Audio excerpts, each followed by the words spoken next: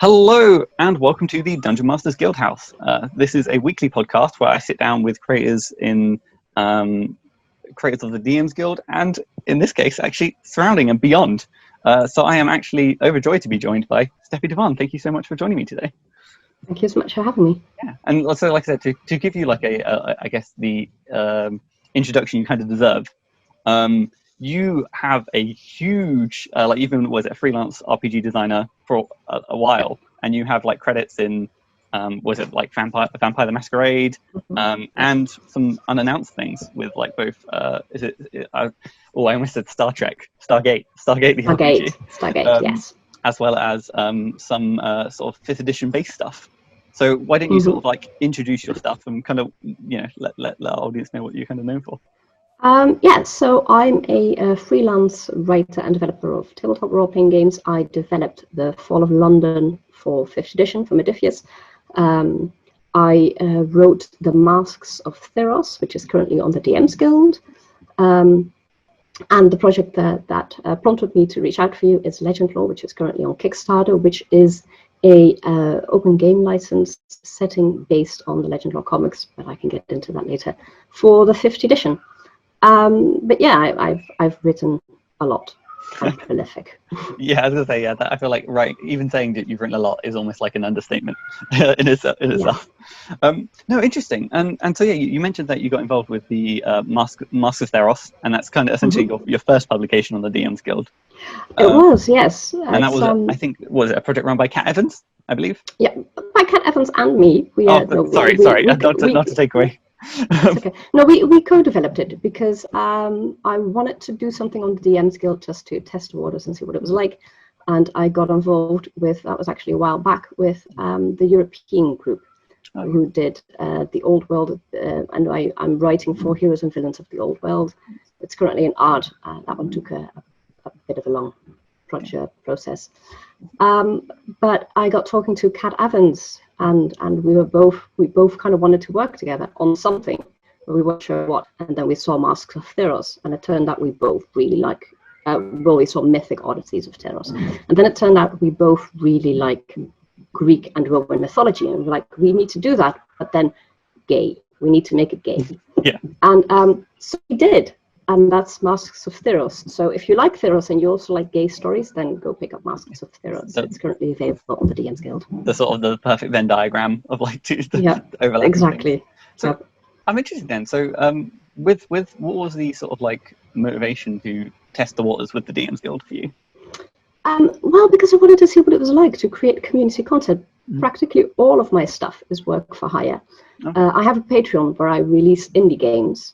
And with my steady partner in crime, Elizabeth Scheib-Schliedko, who owns her own company, Angry Hamster Publishing. And we recently did a Kickstarter called 2 Women, 12 Games, to bundle all of our Patreon adventures into one print run, which did really well.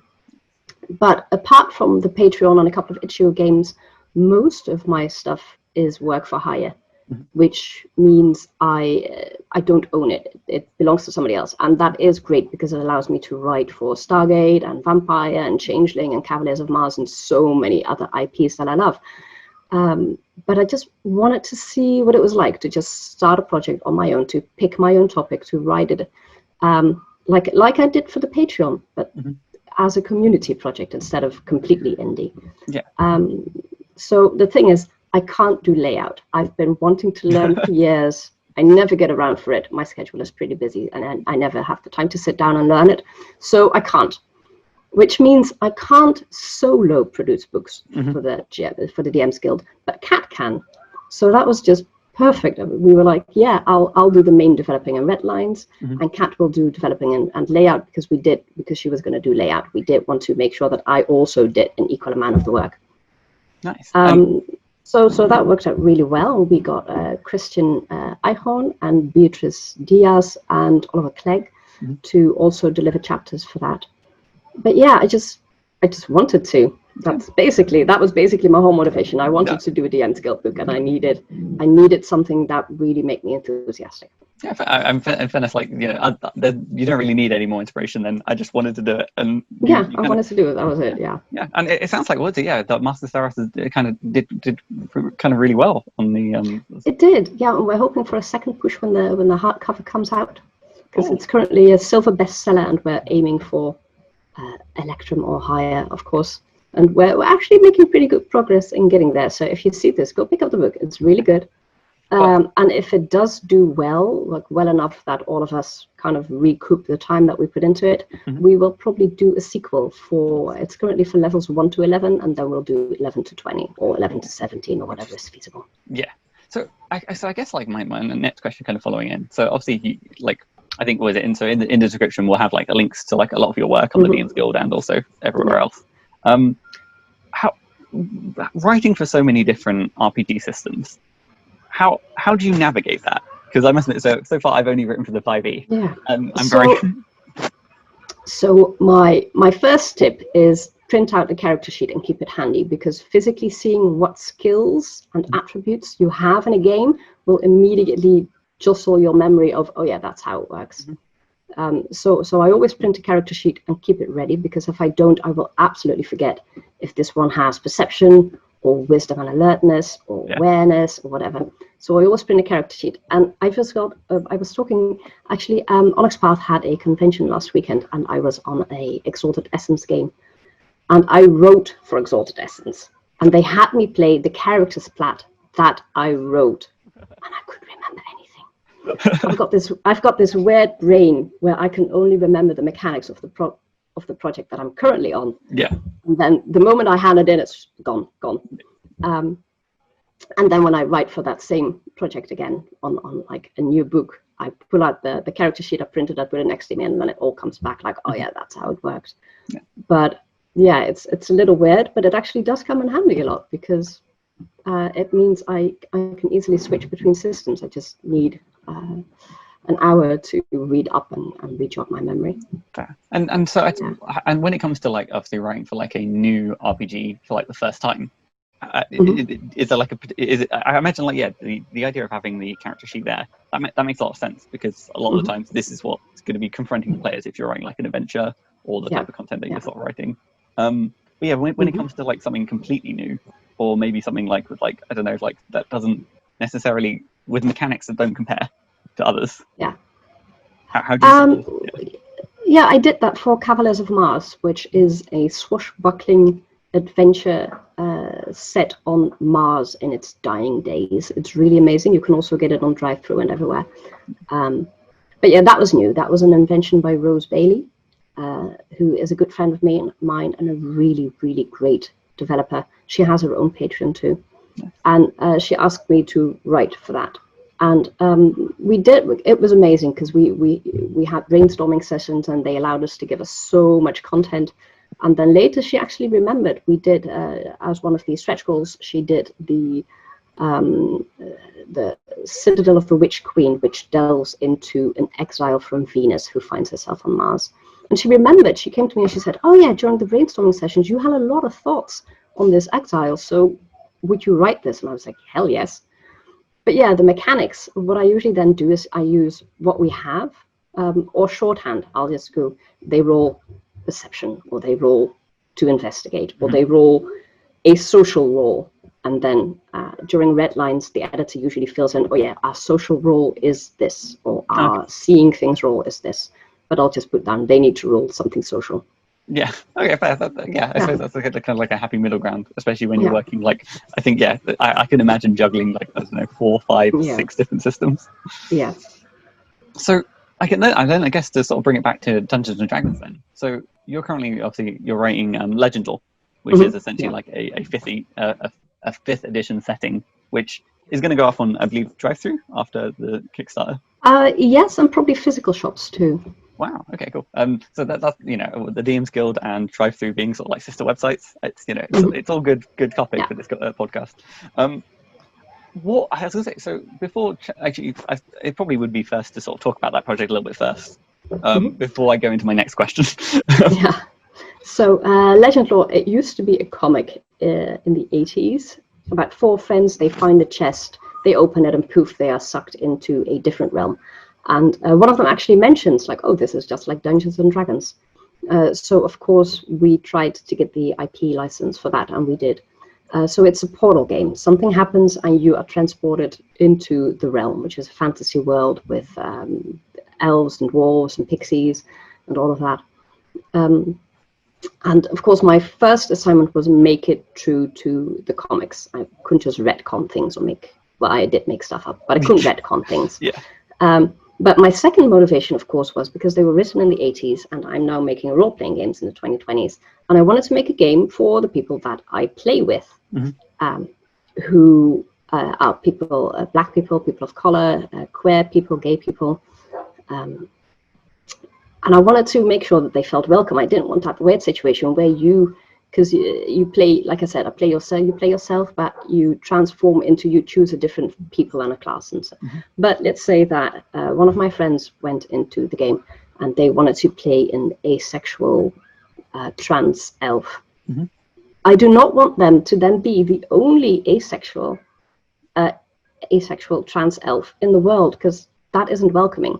No. So we set out to, because there's been there's been a lot about diversity and colonialism in D&D, and basically my second objective was just, I'm going to scratch all that. We're going to start anew. You can play whatever the heck you want, and the world is going to look like you. We're going to have black elves. We're going to have asexual dwarves. We're going to have trans people. We're going to have queer people. So yeah, so that was basically my second objective, and we succeeded in that.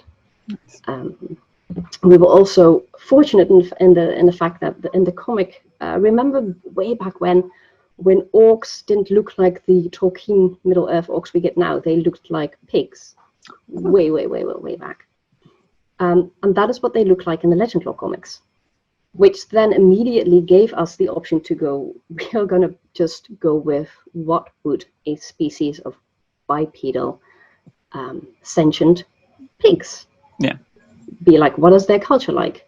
Instead of having all the baggage that you would get if you started out with D&D and then tried to fix what they did, we could just go, forget about that, we've got a new in. So that was good. And we did touch on tricky subjects. For example, at one point, if you read the setting Bible, it looks like the orcs were probably the original people who lived there, and then the humans came in after, and then the orcs went to war with them, because the orcs were rightly like, we would like our land back. Fair thing. So we do have that worked in, but it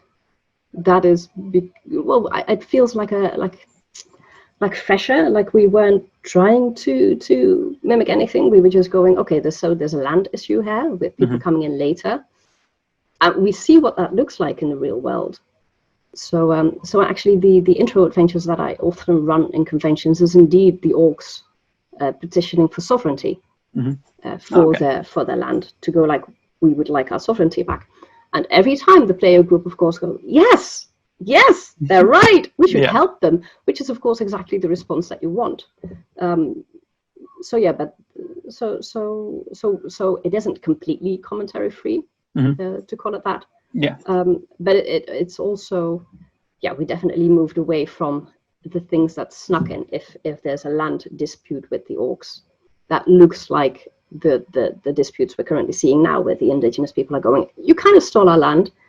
It's not because we're moving in with our prejudices. It's because the orcs have a right point in wanting their land back, and the indigenous people of Earth have a right point in wanting their land back. So we were able to connect those. But we made sure we didn't go in with colonialist stereotypes and things like that, because I don't like those. I don't like those. No, I just because I understand that, and so it sounds like, again, so from like, it feels like you're trying to do your best to sort of almost reward the sort of non-combat, or sort of like more sort of like social role play, and the sort of like, it is it's very, we explicitly even say in the creatures section, we say that if you overcome whatever obstacle these creatures might present, then you get the XP, and you don't have to fight them for it. You can negotiate, you can sneak past them, because I explicitly wanted to, I don't like combat much,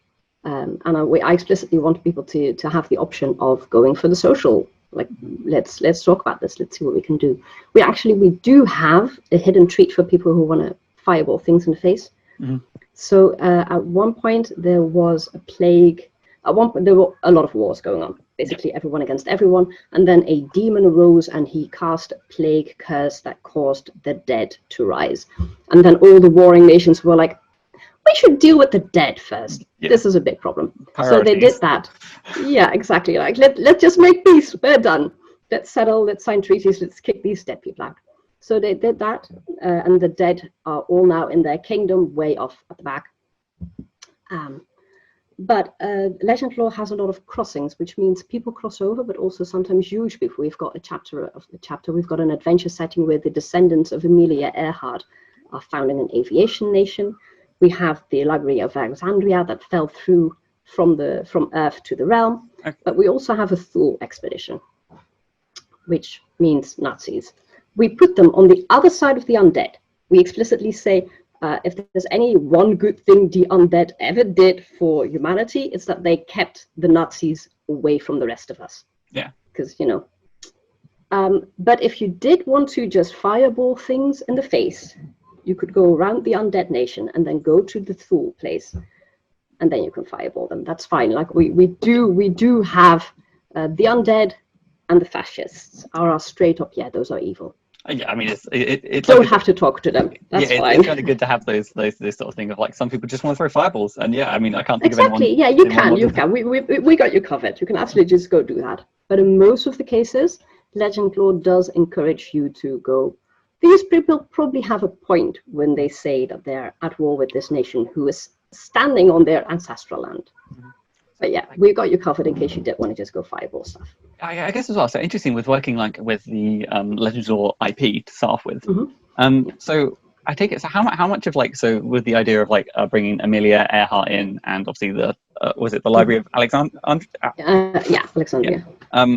So were those elements in the comics originally, or was it they were not. No, you do see visuals. Mm-hmm. If you look at the visuals of the comic, they are clearly at one point you see the home of the plague demon, and he's living in the Notre Dame. Like that's straight up the Notre Dame. I've been there. This was it. Yeah. So they did clearly copy a lot of architecture, which I don't know if they did that deliberately to show that there was a lot of exchanges of ideas between Earth and the realm, or if that was just easier to draw. Mm-hmm. But it did mean that we then had the opportunity to go, clearly there's been a lot of exchanges of ideas and cultures and architecture.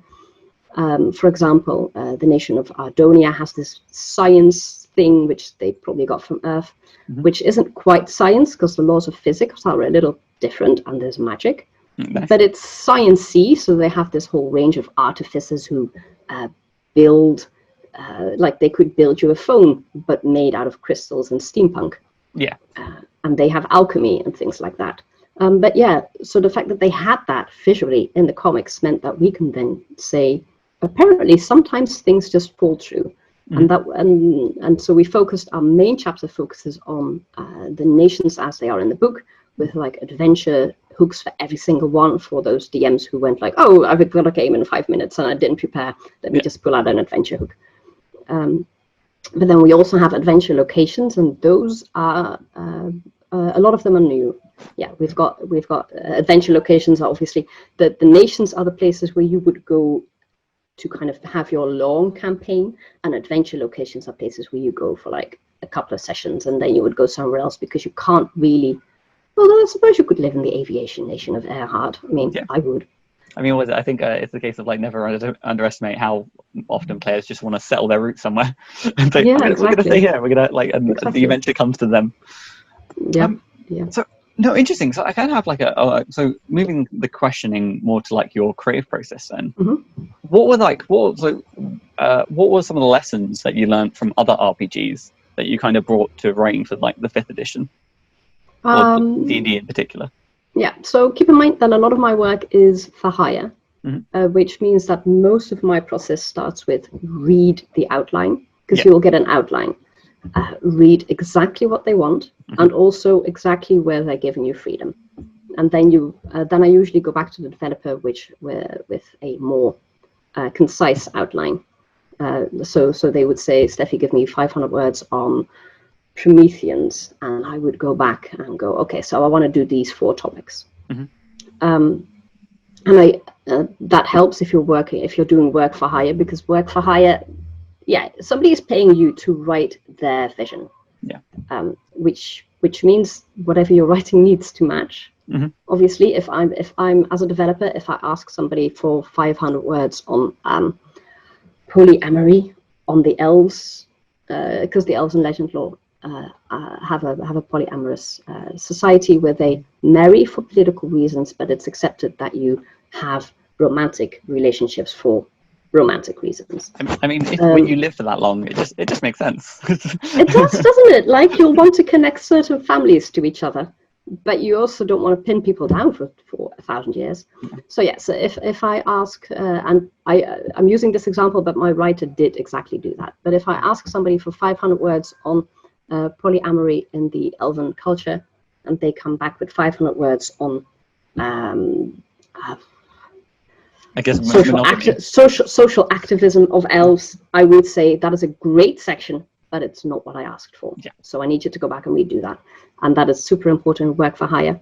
But I do now take that idea of breaking an outline down, I take that to all of my creative work, because I find that it's easier if I just go, okay, so I have 5,000 words and I need to start writing, then I'm either going to go over or I'm going to go under, usually over.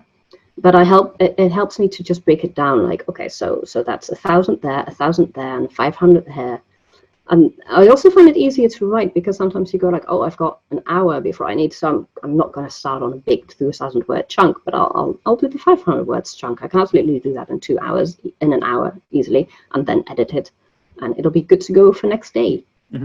So I always start with the outline, and I'm breaking down the outline so that I know exactly what I'm writing. And then I just kind of write that. It's not much more complicated than that. Fair. I mean, it is. I mean, there are days that you don't want to write, but the basic comes down to, I just have an outline and then I write what I told myself I was going to write.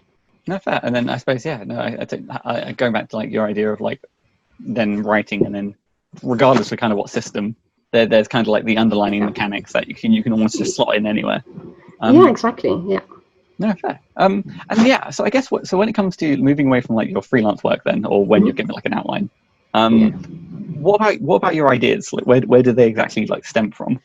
I'm very visual, so I tend to get ideas from pictures that I see. I saw a while back there was a thing that somebody tried to copyright the pride flag or something, and they didn't want people to use it. And then of course somebody it was the bisexual flag.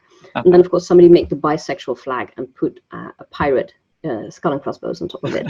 So I was like, I'm going to write a bisexual pirate game. I don't know what it's going to look like. But it'll be something with pirates and they're bisexual. And in fairness, that's kind of all you needed to that's all I need. Bisexual pirates. We can write an adventure about that. Or for Pride, I saw somebody post something that says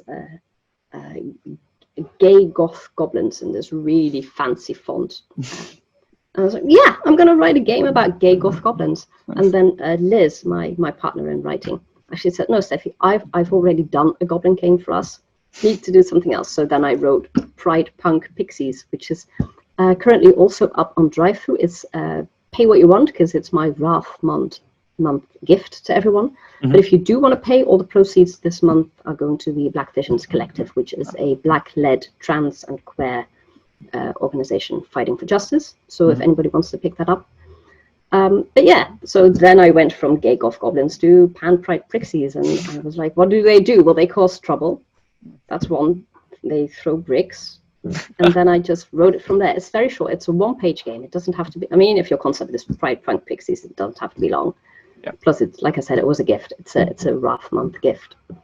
So a lot of my ideas come from visuals. I'll see a picture and I'm like, oh yeah, there's a game in there. Fair. Interesting. I suppose the idea of like almost using that as like, it's almost like a game jam in itself, to like take like a singular image and to try and turn that into a whole game. Feels exactly. Like it's sort of like a fun creative exercise. No. And yeah, and a lot of my games, because I am a horror writer by trade, a lot of my games tend to, one of my favorites of all time is We Die Here, which also just started with me being like, I want to write a game where you as a character are really, really outclassed. Like you're just like Stranger Things or Dark on Netflix, which I love, or Black Spot on Netflix, which I also love. But all of those deal with there is probably something supernatural going on, and it's really nasty, and you're a human, and you don't have any powers. Yeah. And I wanted to explore that idea of that's my second source of inspiration is like television. I'll watch something, I'm like, there's a game in here, and I don't do Dark, the game, which Dark has this really intricate time travel plot, which I didn't even touch. But I wanted to emulate the idea of not being able to do much in character. You're just stuck in a genuinely bad place with very little options. And your best option is always going to be running away. But then I do like player agency. So the more helpless a character is, the more power a player should have. I'm a very strong proponent on that. Because the horror is supposed to happen to the character and not to the player. So I wrote a whole system based on designing the town together and the horror together, so that everyone goes in like eyes wide open. What are we going to do? Because I'm a huge fan of player agency, and I wanted to make sure that if you're powerless in game, you need to have a lot of power out of game.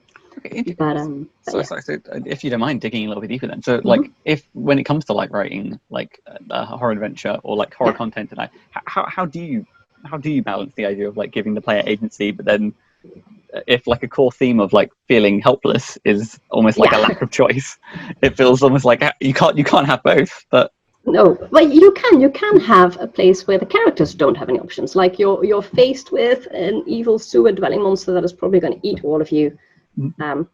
And you don't have any powers, so your best bet is to run away, and eventually you're going to be in a place where you can't, and then what?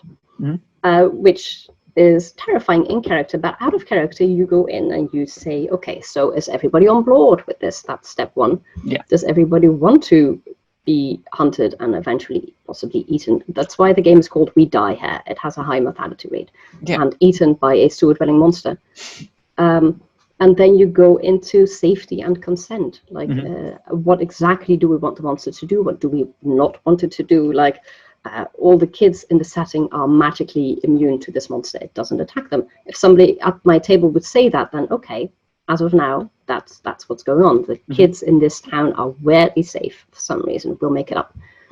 Or if another player goes, I'm fine with all of this, but don't hurt anybody's pets, then Kent Blue did that. He ran We Die Here for his role-to-play podcast, and several characters had dogs, which sometimes the dogs followed their bosses into danger, and nothing ever happened to the dogs because Kent was very clear, like, the dogs have plot armor, nothing bad is going to happen to them. So yeah, you just decide all of that out of game, like what is fair game for the monster to do, what is not fair game for the monster to do. If you're like, I don't want the monster to creep on me like a weird sexual stalker thing, then don't do that. It's really easy as a GM. Your players will tell you, and then just don't.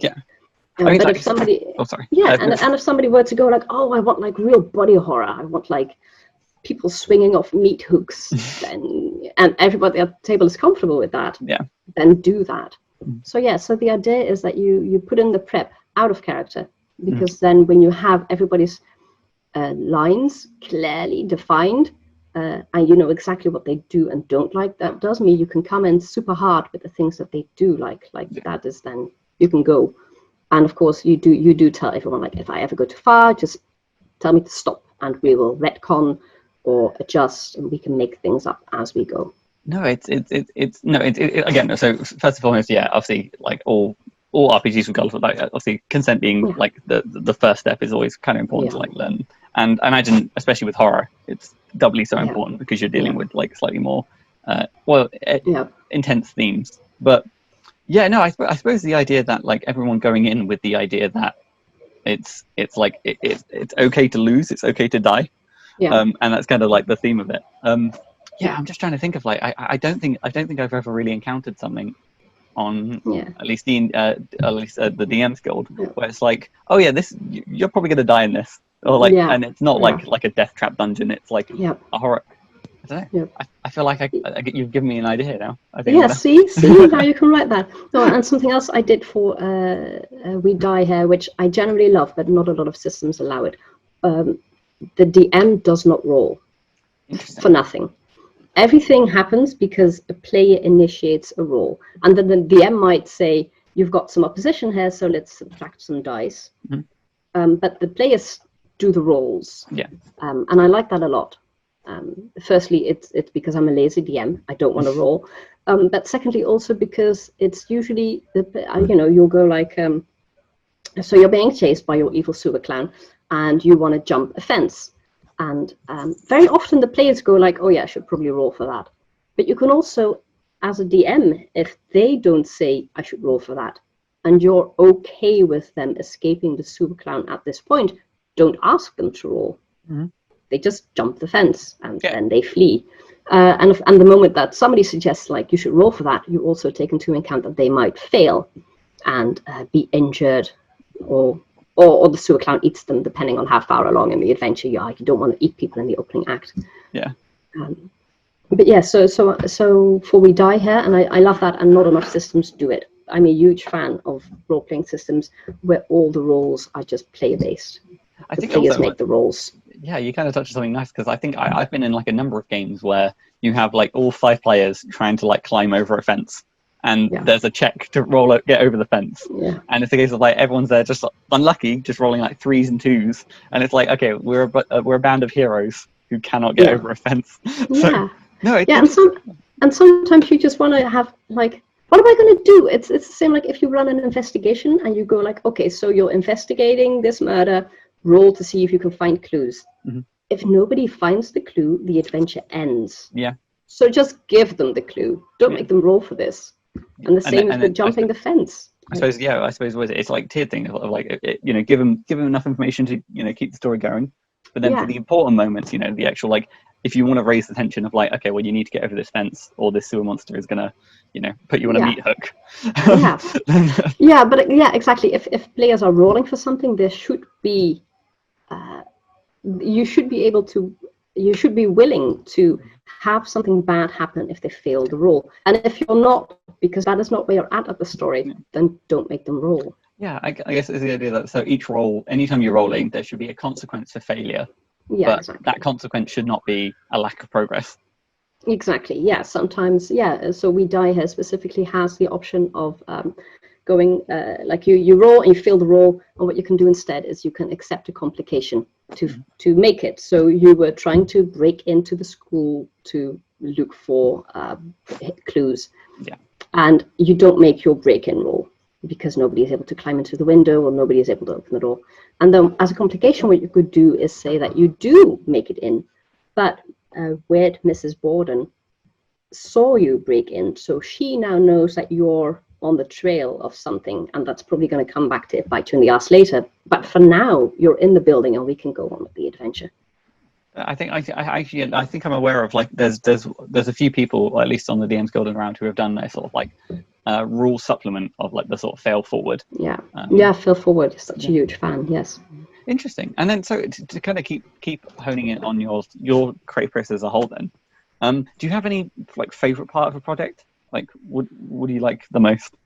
I like the beginning when everything is still fresh, and I like editing when it's done, and I don't like the bit. I don't like the bit in between. But a lot of writers have that. Actually, I sometimes find that sometimes it's the even. So I take it you do a fair bit of self-editing as well, sort of going through. Oh yeah, because I don't want to give my first draft to my editors because it's crap. I want them to have a polish. I do say that as an advice to anyone who wants to be a freelancer, having a clean first draft, which means your editor doesn't have to go through with a fine-tooth comb, will absolutely get you rehired. In addition, because it's less work for the editor, and they have 300 pages to go through. So it's nice if your 10 pages don't give them too much trouble. I suppose. So I always edit. I suppose what it means that the editor can then spend their time, sprucing up sentences, or like exactly. rather than Yeah, as a developer too, the more polished, because I could hand off my drafts and just go like check for this and check for that, but the more polished the drafts are, the more the official editor can hone in on the actual problems. Like if I give them a list of 20 things they need to do, or a list of 2 things they need to do, obviously the two item list, they're gonna do better because they were able to spend all of their time focusing on 2 issues instead of on 20 issues. Yeah. So yeah, the cleaner a draft is, the better. That's whether you're developing a book or writing, the cleaner the better. Yeah. And I suppose, so to go back to your first point, like starting your project, it sounds like I'm very much like, as you mentioned earlier, about like writing an outline, or like I think the first thing I do is I very much like having like the skeleton of the document, and then you just go in and you sort of like insert chunks. Because then I suppose it gives you like, you see the scope of the project kind of before, and then you can sort of see where you kind of plug in the chunks. Or is your favorite part, is it a little bit before the sort of that part? I like the brainstorming part a lot too, where everything is still possible, because at some point you have to choose. You can't put everything in your book. It's getting easier with PDFs. PDFs, it's like, we can tag on a couple of extra pages, but especially if you're doing print, at one point you go into the next price bracket. You don't want to do that. But also PDFs for a company, you mostly people get paid per word, which simply means that if a company contracted has a budget for 200,000 words, and you end up with 220,000 because people went over, the company is going to say like, now what? Where is this budget going to come from? So you have to choose, but at the beginning when you're still brainstorming, almost everything is still possible. So I like that. It also helps bring the project to life. Like I said, with Cavaliers of Mars, because it was new, we did a lot of brainstorming. And even the sections that I wasn't writing, I had a very clear view of, because all the other writers were talking about their parts and what they were going to do with it. So I like that, because it really helps to bring the world to life, which means it's more coherent. And then also, so once you sort of conducted your brainstorm, obviously then you have like so many ideas. How do you narrow that down? How do you single out like this is all of my books usually have a theme and a mood. So my theme for We Die Here would be, my theme is inescapable horror, and the mood is for We Die Here is urban towns, small towns, claustrophobia, eldritch. And then if it doesn't fit those, it doesn't go in. And just be really tough with yourself. Just go, this is an expansion. This is not this book. Oh, interesting. Fair. Okay, I suppose it is the was it the verbiage of like kill your children, or like kill your darlings. Not your children. Don't kill your children, but kill your darlings. I think that's completely different. That's no. No, that's bad. That's bad. Kill your darlings. And then just be really tough on yourself. Like if it doesn't fit, then it doesn't go in this book. Interesting. And then I suppose to get the other side of the coin, then, what's your least favorite part of a project? Aside from the middle bit. Apart from the actual writing. So red lines. If you do work for somebody else, and also for the DMsGuild, which I did the red lines. Red lines are basically you have your draft, you send it off, and then somebody's going to go through all of the drafts, and they're going to point out things like this is awkwardly worded, or this is passive language people don't like. You don't say there is a chair sitting in the corner. You just say the chair sits in the corner. Or you don't say the door was opened by him. You just say he opens the door. So passive language is one that every editor looks for. I mean, I've been caught. Again, there's multiple times where I've been caught on passive voice. It flows out every now and then. I just Google for there and will. If I Google for those, I get most of it out. But there's also like Grammarly, which will check for you nowadays. And they also look for do the mechanics work. Sometimes they don't. And they'll be like, Steffi, remember that this is how this works in this book? And I'm like, I forgot. That happens if you work on it. Sometimes you genuinely forget, like, oh shit, that was a thing. Yeah. And sometimes they just go, this is a good section, it's well written, but it contradicts with what one of the other authors said, and I've decided to go with their interpretation, which means you need to rewrite. So, and I do that as a developer for my writers, and as a writer, I have it done for me by my editors, by my developers. I don't know any writer who likes it. Seriously, none of them. Because it's hard, because you put a lot of work into this creative project, into a draft that you obviously think is good enough to submit. Sometimes it happens that you'll just go, yeah, it's the deadline, and I'm stuck. And rather than just continuing to be stuck, I'm going to hand this in and see what my editor says, and hopefully then my second draft. It doesn't happen often, and when it does, I explicitly tell my developer. I had that with the current pandemic. At one point, I told my developer, I said, look, this is not a good first draft, but I can't write. I can't. Yeah. I could spend another week on this, and it'll still not be a good draft. I'm going to send it to you. Be aware that this is not my, luckily she knows me. So yeah. I said, be aware that this is not my usual standard, but it's not going to get any better. So you go over it and I'll make it better. And she was like, yeah, I totally get that. Yeah, I think with everything that's going on, I think that's perfectly exactly. Everyone's, yeah, she was like, I get that. Yeah. But usually when you send in a first draft, you're obviously pleased enough with it that you sent it in, and then you get red lines back, and it's terrible. It's terrible. Nobody likes it. It's definitely my least favorite part of writing, hands down. But the important thing to remember is that it's not personal. Again, it's because the product is going to be better in the end. And a lot of red lines that I got when I started writing, I don't get anymore because I learned from them. I don't do passive. I sometimes do passive language, but most of the time, I don't. I don't do filler words like very or generally or customarily. I just don't use those words. So I mean, to go back to like earlier point you said, I think was it once I had an editor go through and sort of redline every will. I just avoid the word now. It's like, me too. Like, just don't use it anymore. I actually have a list of words that I control F, like very, will, generally, customary, occasionally. Just delete all of them. That is a big one. You don't need that most of the time. Which means I don't get those red lines anymore. But I do still get red lines, and they're tough. Yeah, nobody likes getting them, but they make your work better. You kind of have to sometimes, like, I feel like, at least me personally, when I know that I've got edits waiting to respond to, I do kind of have to be in the right mindset to sort of go in and just, it's, again, and it's always a case of like, I think even though my logically, I'm just like, they're helping me improve this project. Yeah. These are not, none of these are personal attacks. No, but it still hurts. Yeah. And so the good news is that I work with a lot of professionals in the industry who've worked for a lot of time, and none of them write red lines. It's perfectly okay not to like your red lines, but you do have to take them like a professional, which means you can't go complain to the editor. Oh, no. It's like if somebody said you dropped your keys, you would say, oh, thank you, and you pick up your keys. Just do the red lines. Yeah. You can pick and choose your battles if you're really passionate about something. Yeah. Then you can. But in the end, if your developer says no, do it my way. You do it their way. Just get through them. Nobody likes it.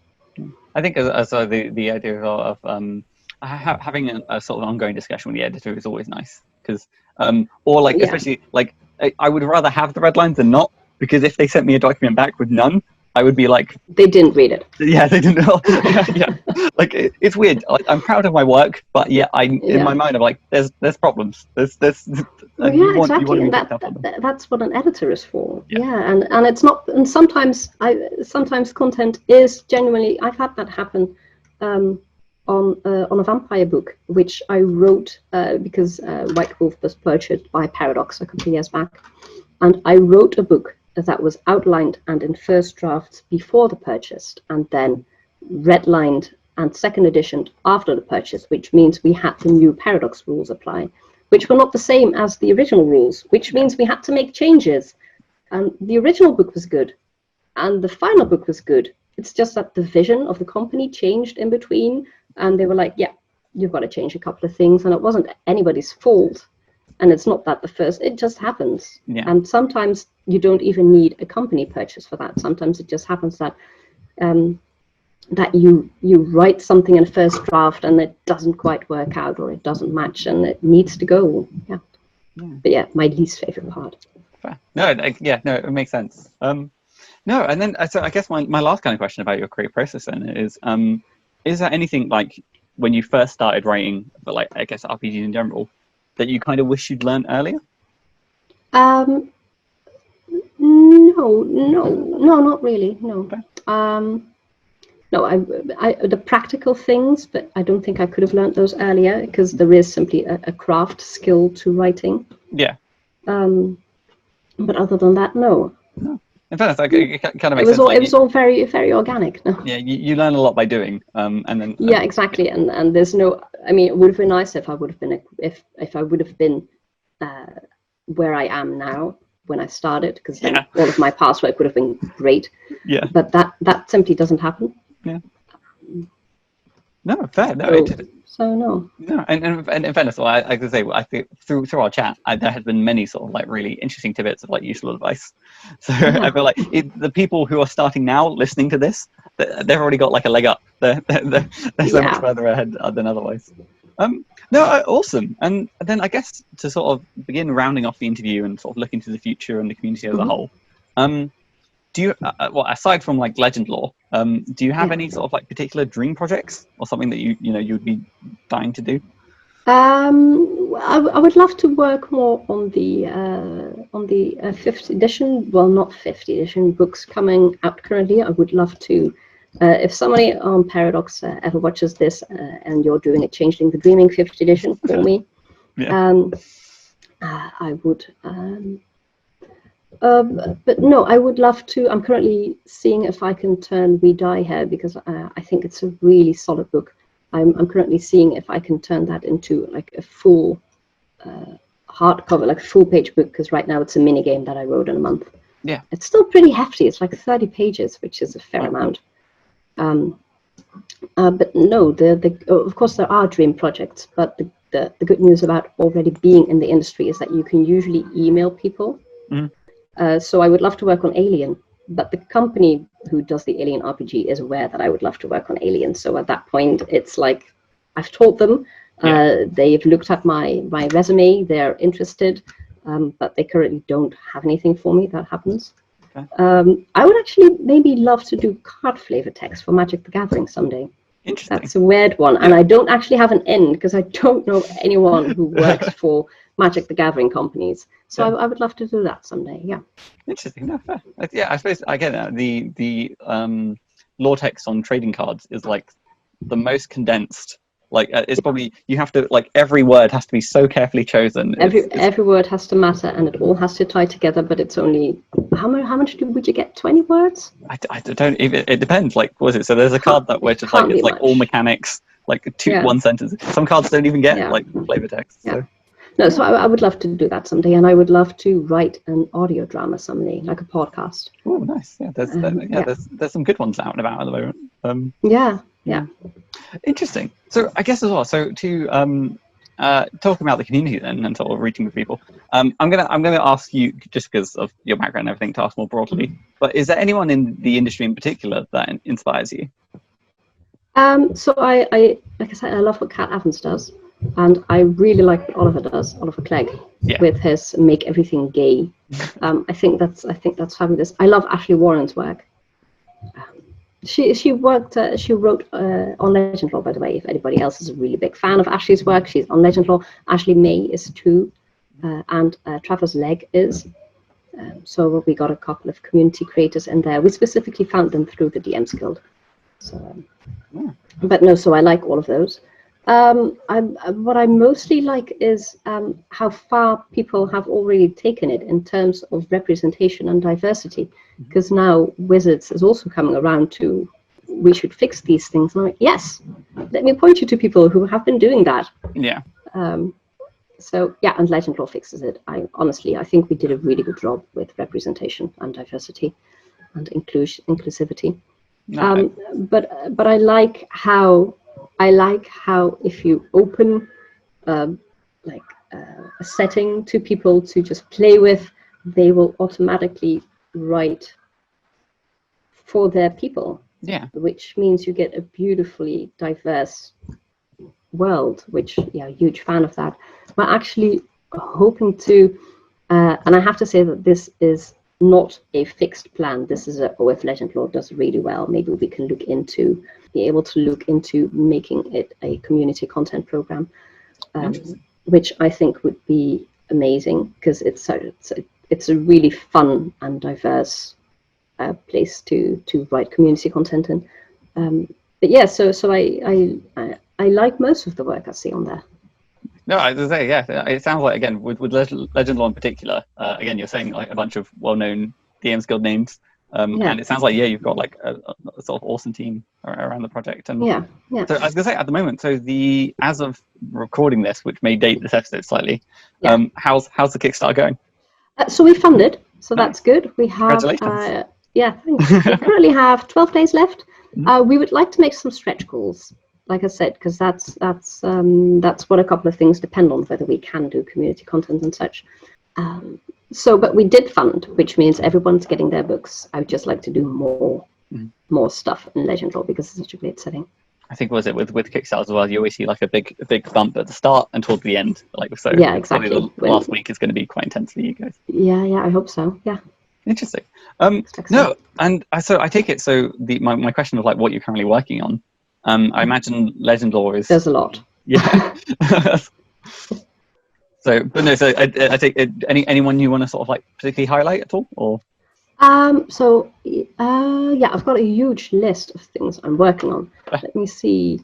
A couple of small, because if it's something Onyx Path, I've worked for so many things on Onyx Path. They are coming out with Trinity Anima, which is for the Trinity Continuum universe, and you play in an MMO, which is going to be great fun. We are using The Matrix, Tron, and Jumanji, the new movies, as our inspirations. So if that's going to be amazing. That's a solid trifecta. Yeah, those really look like a lot of fun. I'm also working on Brindlewood Bay for Gauntlet Gaming, which is, if you like Murder, She Wrote, you're gonna like this. It's basically a Jessica Fletcher book club solving mysteries, which I love. They sent me the PDF, and I was just like, Jason, hire me! I want to write for this. I'm also working on Dungeons and Demigorgons, the second edition, or Dark Places and Demigorgons, the second edition by Red Ink Games, who you'll know from Gone Home. And I'm working on a couple of comics that are coming out. One is Water Woman, which is a story about a girl who starts off in an abusive relationship, and her partner tosses her off a boat, and then she becomes Water Woman. She becomes sentient water. And she returns to right the wrongs, and then finds her path to new love again. So that's exciting to write. That's a comic I'm doing with Chrissy Brown. I'm doing a time anthology trilogy for another comic. And Kat and I might, we kind of laughingly raised the idea that we should do like a lesbian summer adventure bundle for the DMsGuild. So if the two of us find the time, that'll be a thing. Yeah. But I know we're both pretty solidly booked. So, and then for Onyx Path, I'm also doing the Hollow Quartz, which is the Changeling, the Lost anthology that's coming up pretty soon. I cannot imagine juggling all those projects. I'm in awe. I've got a pretty solidly booked schedule. Yeah, and I'm also, the problem is always that every project looks good. So people are like, "Can you work on this?" Yes, and then you look at your schedule. No.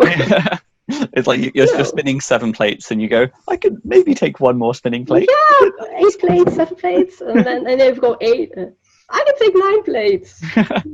Yeah. No, the was it the fear of missing out, or like not wanting to say no to projects? It's so real. It's a tough one to balance. Yeah. No. And I'm developing another book. I'm co-developing a book.